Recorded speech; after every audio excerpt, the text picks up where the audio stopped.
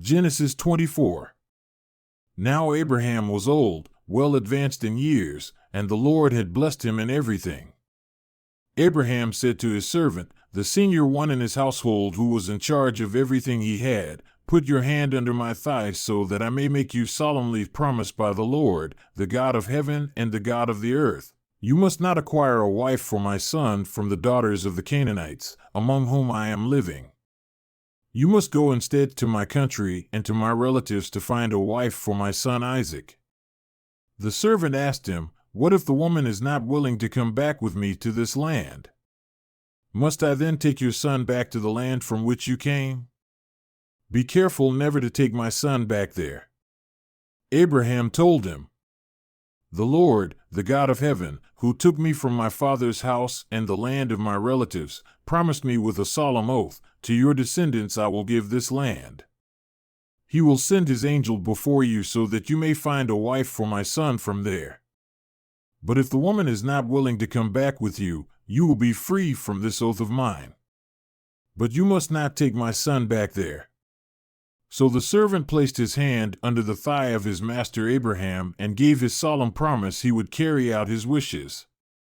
Then the servant took 10 of his master's camels and departed with all kinds of gifts from his master at his disposal. He journeyed to the region of Aram Naharaim and the city of Nahar. He made the camels kneel down by the well outside the city. It was evening, the time when the women would go out to draw water. He prayed, "O Lord, God of my master Abraham, guide me today. Be faithful to my master Abraham. Here I am, standing by the spring, and the daughters of the people who live in the town are coming out to draw water. I will say to a young woman, 'Please lower your jar so I may drink.' May the one you have chosen for your servant Isaac reply, 'Drink, and I'll give your camels water too.' AC, in this way I will know that you have been faithful to my master." Before he had finished praying, there came Rebekah with her water jug on her shoulder. She was the daughter of Bethuel son of Milcah. Milcah was the wife of Abraham's brother Nahor. Now the young woman was very beautiful. She was a virgin. No man had ever been physically intimate with her. She went down to the spring, filled her jug, and came back up.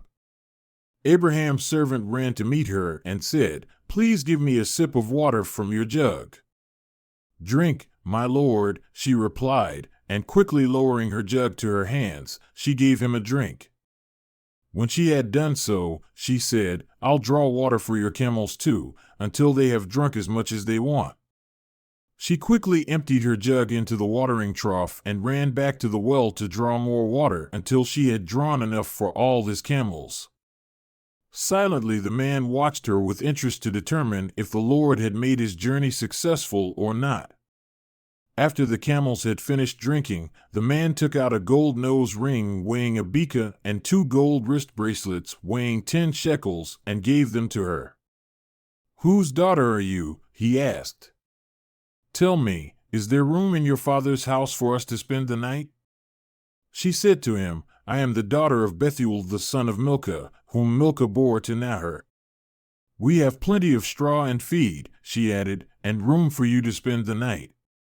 The man bowed his head and worshipped the Lord, saying, "Praised be the Lord, the God of my master Abraham, who has not abandoned his faithful love for my master.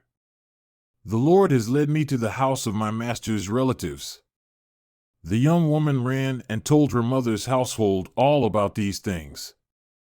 Now Rebekah had a brother named Laban. Laban rushed out to meet the man at the spring. When he saw the bracelets on his sister's wrists and the nose ring and heard his sister Rebekah say, "This is what the man said to me," he went out to meet the man. There he was, standing by the camels near the spring.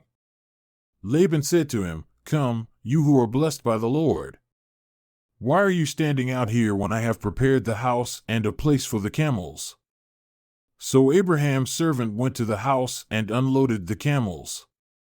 Straw and feed were given to the camels, and water was provided so that he and the men who were with him could wash their feet. When food was served, he said, "I will not eat until I have said what I want to say." "Tell us," Laban said. I am the servant of Abraham, he began. The Lord has richly blessed my master, and he has become very wealthy. The Lord has given him sheep and cattle, silver and gold, male and female servants, and camels and donkeys.